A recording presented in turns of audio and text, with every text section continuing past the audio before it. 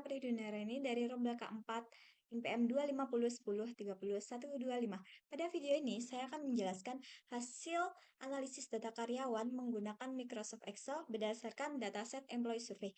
Pada nomor 7, bagian pertama, saya diminta untuk menghitung jumlah karyawan di Departemen Legal yang memiliki kepuasan kerja yang sangat tinggi, tapi juga tingkat stres yang tinggi. Kemudian di sini ada kolom departemen, job stratification, stress level.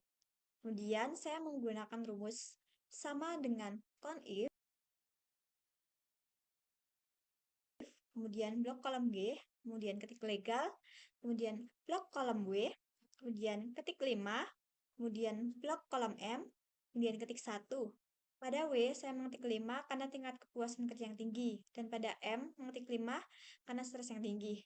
Kemudian, Excel akan menghitung dan pas sesuai kriteria, hasilnya yaitu 25.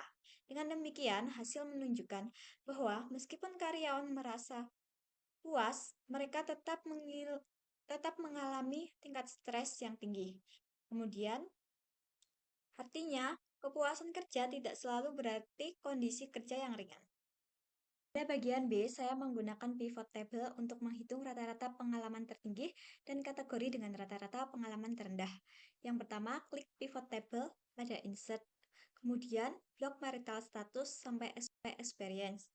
Kemudian, itu digunakan untuk memasukkan table atau range-nya. Kemudian, pilih tempat peletakan hasil pivot. Setelah itu, klik OK.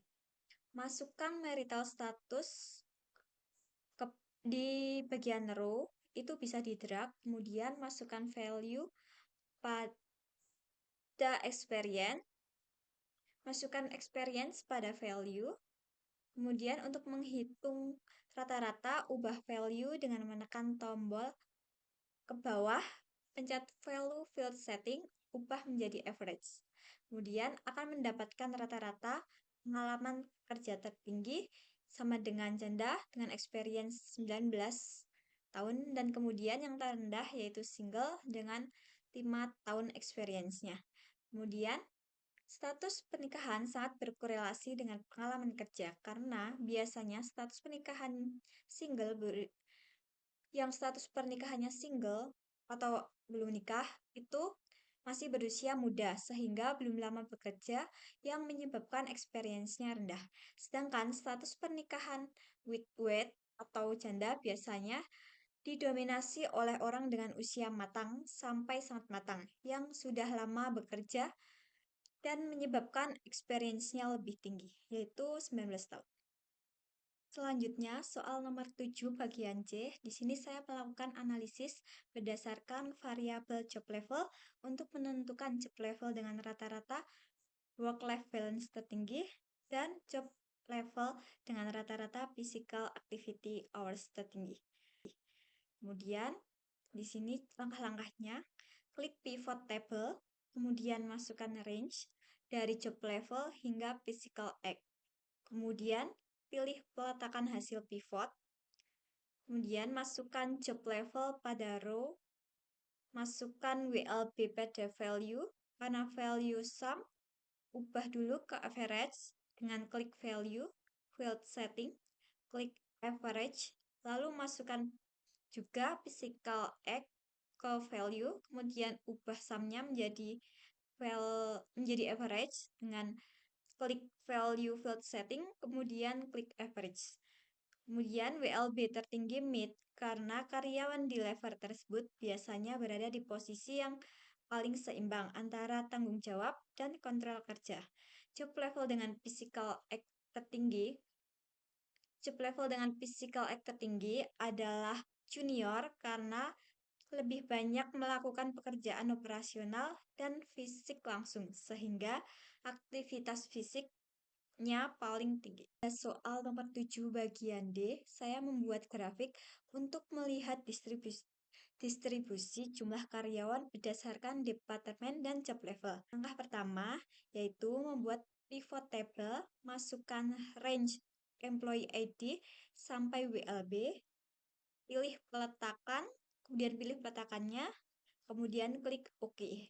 Kemudian di bagian row, masukkan departemen, dan kolom, masukkan job level, kemudian value, masukkan job level juga, lalu ubah value pada job level menjadi pound dengan mengklik tanda bawah, kemudian klik value field setting. Jika sudah, klik insert, pilih stack kolom chart, kemudian jangan lupa untuk menambahkan judul, grafik, label, sumbu, dan legend. Mengubah legend, klik tanda plus, pencet access title, kemudian checklist horizontal dan vertikal. Jangan lupa, legend sudah terchecklist, kemudian ubah judul yang sudah kemudian ubah judul di bagian horizontal dan vertikalnya. Kemudian kita bisa melihat pada tabel tersebut ada beberapa departemen yang memiliki lebih banyak senior yang menunjukkan kebutuhan pengalaman kerja. Kemudian pada soal nomor 7 bagian E, saya ingin mengetahui apakah lembur mempengaruhi kepuasan kerja yang dengan langkah-langkah sebagai berikut. Yang pertama itu memisahkan data lembur dan tidak lembur. Di sini saya klik data overtime, kemudian klik sort large smart agar urut true and false-nya. Kemudian copy job certification yang overtime-nya true and paste. Kemudian copy job certification yang overtime-nya false and paste. Jika sudah ke data, lalu klik data analis. Pilih t-test unequal. Kemudian input yang sudah kita copy tadi, lalu klik output dan pilih peletakannya. Kemudian setelah itu klik OK. Kemudian ubah data numerik dari general ke number. Jika p-value kurang dari 0,05 berarti terdapat perbedaan signifikan, yang mana artinya lembur memang berpengaruh terhadap kepuasan bekerja. Kemudian saya juga menganalisis hubungan antara beban kerja dan kepuasan karyawan. Langkah pertama yaitu klik data analisis, kemudian pilih correlation, input, workload, dan stratification. Di sini saya copy terlebih dahulu workload dan correlation-nya agar lebih mudah dimasukkan ke data analis. Kemudian pilih peletakan output, bebas di mana saja, kemudian klik OK. Jika hasilnya negatif, berarti semakin tinggi beban kerja, maka kepuasan kerja akan menurun. Kesimpulannya adalah bahwa kepuasan kerja dipengaruhi oleh berbagai faktor, seperti beban kerja, lembur, dan struktur pekerjaan. Data juga menunjukkan kondisi kerja yang tidak seimbang dapat memengaruhi kesejahteraan karyawan. Oleh karena itu, perusahaan perlu menjaga keseimbangan antara produktivitas dan kesejahteraan karyawan. Sekian penjelasan dari saya. Terima kasih.